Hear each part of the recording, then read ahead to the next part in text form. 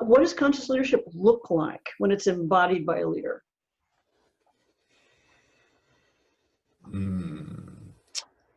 It can look different ways depending on different leaders, for sure, in different situations. So let me give you an example. Matt, CEO of a very successful company, a family business. His parents started it, he's been running it for 20 some years now. So he's shaped this company and grew it.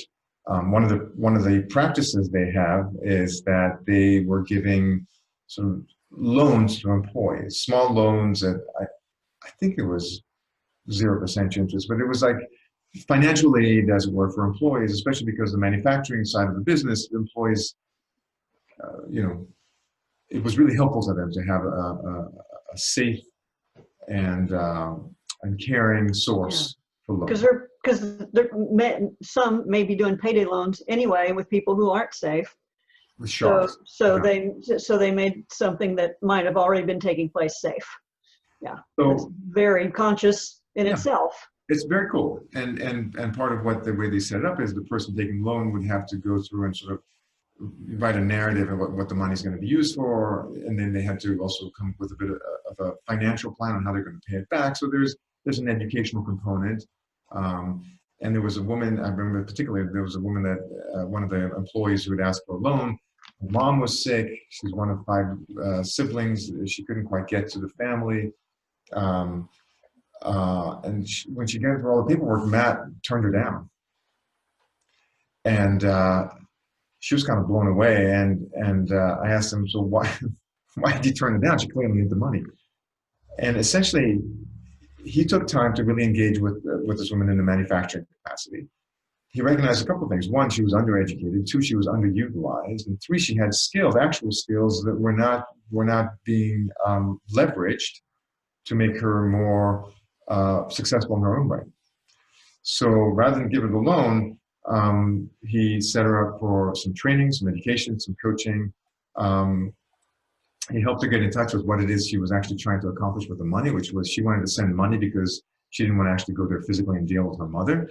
And so he really helped her. So here's Matt, right, using his wisdom, saying, I see something here. So wisdom to me is going below the surface and beyond the obvious. I'm seeing something here that is underutilized. Let me help you see it the way I see it. He cared. He was real compassionate. And his compassion said, I'm not just going to let you do it because it's underutilizing you. And he took action, which seemed courageous, right? No, I'm not going to give it to you, even though it seems like you're the obvious candidate.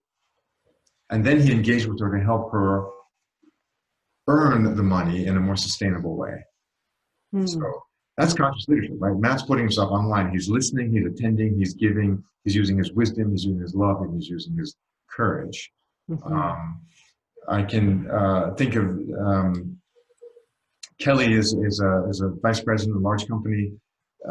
Conscious leadership for her is very intentionally and very deliberately slowing down. She's a super high energy, wildly intelligent woman who's successful in every way, but she gets really focused on slowing down so that she can bring her whole self to a human being in front of her and really engage with them and see not only what they say they want, but what emerges as the real need if she slows down long enough to bring her full self to the situation.